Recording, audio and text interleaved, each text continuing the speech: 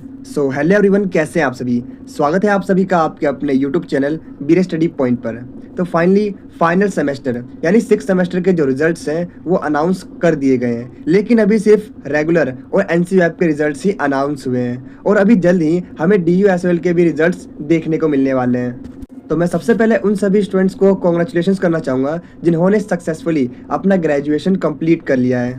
तो अब रिजल्ट आने के बाद लगभग हर एक स्टूडेंट के मन में काफ़ी सारे क्वेश्चंस आते होंगे, जैसे अब आगे क्या करना है, कौन कौन से डॉक्यूमेंट्स मिलेंगे हमें ग्रेजुएशन कंप्लीट करने के बाद, ओरिजिनल मार्कशीट मिलेगी या नहीं मिलेगी, प्रोविजनल सर्टिफिकेट कब आएगा, डिग्री कब मिलेगी, माइग्रेशन सर्टिफिकेट किसे कहते हैं और माइग्रेशन सर्टिफिकेट किसे चाहिए, करेक्टर सर्टिफिकेट मिलता है या नहीं, और इसके अलावा अगर किसी सब्जेक्ट में ER आ गई है तो उसके बाद क्या प्रोसेस रहेगा।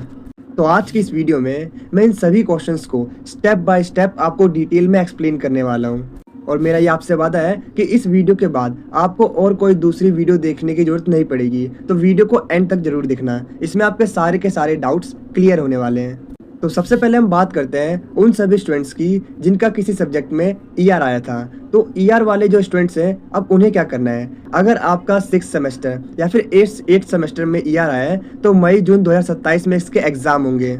और लेट्स सपोज अगर आपका 5th या फिर 7th सेमेस्टर में ER आया है तो दिसंबर 2026 में इसका एग्जाम होगा। तो इस टाइम पर आपको अपना एग्जाम देना काफ़ी ज़्यादा ज़रूरी है। तो इसके बाद चलिए हम बात करते हैं कि ग्रेजुएशन कंप्लीट करने के बाद हमें कौन कौन से डॉक्यूमेंट्स मिलते हैं। तो मेन आपको 4 डॉक्यूमेंट मिलते हैं। पहला है फाइनल मार्कशीट, दूसरा है प्रोविजनल सर्टिफिकेट, तीसरा है ओरिजिनल डिग्री और चौथा है माइग्रेशन सर्टिफिकेट। तो अब हम बात करने वाले हैं सबसे इम्पोर्टेंट डॉक्यूमेंट की, जो कि है फाइनल मार्कशीट। तो ये सबसे ज़्यादा पूछे जाने वाला क्वेश्चन है, क्या DUSOL ओरिजिनल प्रिंटेड मार्कशीट घर भेजेगा। तो इसका आंसर है नहीं। दिल्ली यूनिवर्सिटी के जो रिजल्ट पोर्टल है जहाँ पर आपको PDF मिलती है मार्कशीट की, वहाँ से आपको PDF को डाउनलोड करना है डिजिटल फॉर्म में। तो इसीलिए सबसे पहले आपको क्या काम करना है, आपकी मार्कशीट तुरंत आपको डाउनलोड कर लेनी है DUSOL के ऑफिशियल वेबसाइट से। और इसके बाद आपको सिर्फ PDF को डाउनलोड कर छोड़ना नहीं है, इसको प्रिंट निकाल लीजिए और इसको कम से कम 5 से 6 जगह सेव कर लीजिए, जिससे कि आप इसको खो ना दो। जैसे आप मोबाइल में, लैपटॉप में, गूगल ड्राइव में, ईमेल पर और पेन ड्राइव में इसे सेव कर लीजिए अगर पॉसिबल हो तो।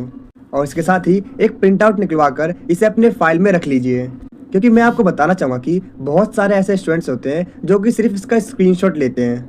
लेकिन मैं आपको बता दूं कि अगर फ्यूचर में जब किसी यूनिवर्सिटी, गवर्नमेंट जॉब, स्कॉलरशिप या प्राइवेट कंपनी में डॉक्यूमेंट सबमिट करने होंगे तो वहाँ पर आपसे स्क्रीनशॉट नहीं मांगा जाता, क्योंकि उन्हें हमेशा प्रॉपर PDF या फिर प्रिंटेड कॉपी ही चाहिए होती है। इसीलिए आपको एक बात का ध्यान रखना है कि आपको अपनी मार्कशीट को सुरक्षित रखना है। तो अब इसके साथ ही एक क्वेश्चन और आता है जो कि काफ़ी ज़्यादा कॉमन क्वेश्चन है, जिसमें काफ़ी सारे स्टूडेंट्स के मन में ये ख्याल आता है कि अगर किसी ऑर्गेनाइजेशन ने कहा है कि यूनिवर्सिटी स्टैम्प वाली मार्कशीट लेकर आइए, तो मैं आपको बता दूं कि ऐसी सिचुएशन में आप DUSOL के ऑफिस जाओगे और वहाँ पर अपनी मार्कशीट में स्टैम्प लगवाओगे, आपकी मार्कशीट वेरीफाई और अटेस्ट कर दी जाएगी। तो इसके बाद चलिए हम बात करते हैं प्रोविजनल सर्टिफिकेट के बारे में। तो मैं आपको बताना चाहूँगा कि ये जो प्रोविजनल सर्टिफिकेट है ये दूसरा सबसे ज़्यादा इम्पोर्टेंट सर्टिफिकेट है। बहुत सारे स्टूडेंट्स डिग्री और प्रोविजनल सर्टिफिकेट को सेम समझ लेते हैं, लेकिन मैं आपको बता दूं कि ये दोनों ही डॉक्यूमेंट अलग अलग होते हैं। प्रोविजनल सर्टिफिकेट एक टेम्परेरी प्रूफ होता है कि आपने सक्सेसफुली अपना ग्रेजुएशन कंप्लीट कर लिया है, और जब तक ओरिजिनल मार्कशीट नहीं आती तब तक यही डॉक्यूमेंट सबसे ज़्यादा काम आता है।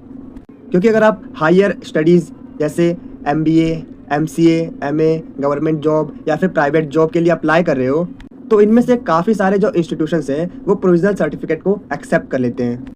तो अब सवाल ये आता है कि आखिर ये कब आएगा। तो जनरली फाइनल रिजल्ट के आने के 10 से 15 दिन के बाद ही जो यूनिवर्सिटी है वो इसे ऑफिशियल पोर्टल पर अपलोड कर देती है।